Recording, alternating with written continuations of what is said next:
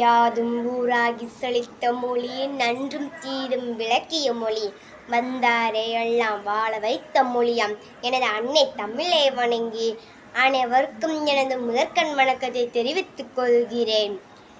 என் பெயர் தனுஷ்கா. கல்வி என்னும் வித்து அழிக்க முடியாத சொத்து, அள்ள முடியாத முத்து, அல்ல அல்ல குறையாதது.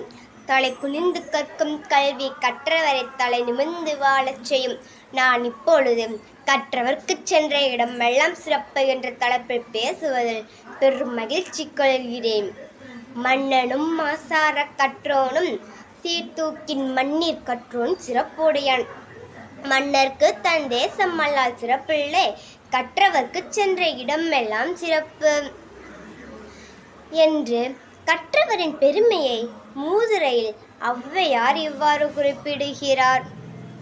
அதாவது, ஒரு நாட்டின் மன்னனையும் நன்றாக கற்றிருந்த ஒருவரையும் ஒப்பிட்டு பார்த்தால் மன்னனை விட கற்றவரை சிறந்தவராவார்.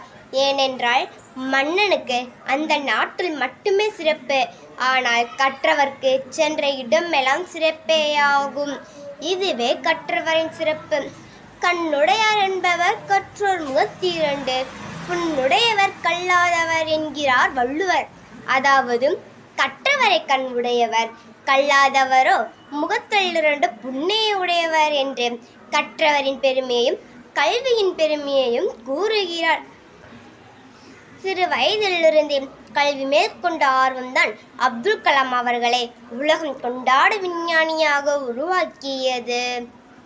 விண்வெளிக்கு பயணம் செய்த இந்தியாவின் முதல் பெண் என்ற பெருமைக்குரியவர் கல்பனா சாவ்லா ஆவார். பல பெண்களுக்கு முன்மாதிரியாக திகழ்கின்றார். அண்ணல் அம்பேத்கர், டாக்டர் முத்துலட்சுமி, அண்ணாதுரை, அரிஸ்டாட்டில் போன்ற பலர் கல்வியால் உயர்வு அடைந்தவர்களாவார். ஔவையாரின் தமிழ் புலமையினாலேயே அவரை இன்று அளவும் தமிழ் உலகம் கொண்டாடுகிறது. சிறந்த கல்வி மனிதனை உயர்ந்த இடத்திற்கு இட்டுச் சொல்லும். பிச்சை புகினும் கற்கை நன்றே என்ற வரிகளுக்கு ஏற்ப எவ்வளவு கடினப்பட்டாவது நம் கல்வியை பெற்றுவிட வேண்டும். குடும்பத்தையும் நாட்டையும் முன்னோக்கி கொண்டு செல்லவும் வறுமையை போக்கவும் கல்வி மிக மிக முக்கியமானதாகும். கல்வி ஒரு மனிதனை முழுமையானவன் ஆக்குகின்றது. கற்றவர்கள் எப்போதும் சமூகத்தில் உயர்ந்த இடத்திலேயே மதிக்கப்படுகின்றனர்.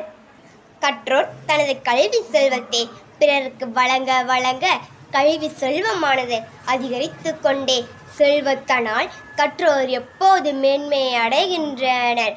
ஒருவர் சிறந்த கல்வியை பெற்று உயர்ந்த பதவியை பெறும்போது பொருளாதார ரீதியாகவும் சமூக ரீதியாகவும் அவரது வாழ்க்கை தரம் மேம்படைகின்றது.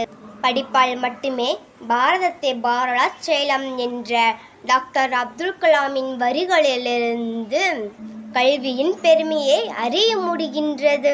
கல்வி கற்றோரிடம் ஒழுக்கம், பண்பு, நேர்மை, நீதி இவைகள் அனைத்தும் ஒருங்கே அமைந்து காணப்படும்.